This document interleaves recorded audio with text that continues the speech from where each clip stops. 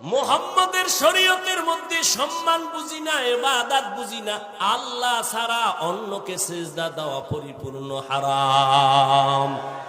সিজদা কে পাবেন? আর কেউ কখনোই পাবে না। আল্লাহ বুঝার তৌফিক দান করে। সিজদা পাবে একমাত্র আমার আল্লাহ, কোন গায়রুল্লাহ সিজদা পাবে না। পাবে একমাত্র আল্লাহ। এরে আল্লাহর বান্দারা, নেক আমল করো। মানুষ তো এমনিই, গ্রামে একটা প্রবাদ আছে, কয় এমনিই তো নাচনেওয়ালা বুড়ি, আরো যদি পায় ঢোলের বাড়ি।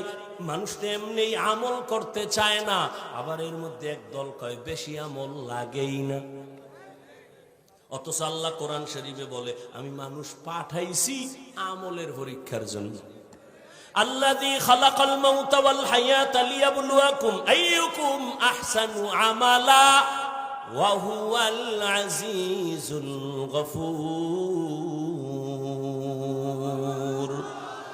আল্লাহ বলেন, আমি আমলের পরীক্ষা নেওয়ার জন্য দুনিয়ায় পাঠাইলাম। কোরআন শরীফে যেখানে আল্লাহ ঈমানের বয়ান করেছেন, সেখানেই আমলের বয়ান। ইন্নাল্লাযীনা আমানু ওয়া আমিলুস সালিহাত, জান্নাতুল ফেরদাউস পাবে দুই গুণওয়ালা ঈমান আর নেক আমল যার আছে। আল্লাহ কয় সব মানুষ ধ্বংস হয়ে যাবে, ইল্লাল্লাযীনা আমানু ওয়া আমিলুস সালিহাত ফালাহুম আজরুন গায়রু মামনুন। যেখানে ঈমানের বয়ান, সেখানে আমলের বয়ান। আমল লাগবে নি।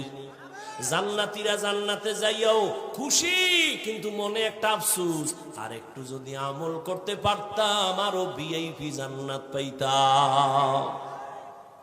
আমল से जिंदगी बनती है, जन्नत भी जहन्नम भी, ये खाक फितरत में अपनी न नूरी है न नारी। আমল অল্প করো, নাজাতের দরজা খুলে যাবে। বেশি আমলের দরকার নাই, আমলটা ইখলাস নিয়ে করো। তবে এখানে কিন্তু একটা প্যাচ আছে।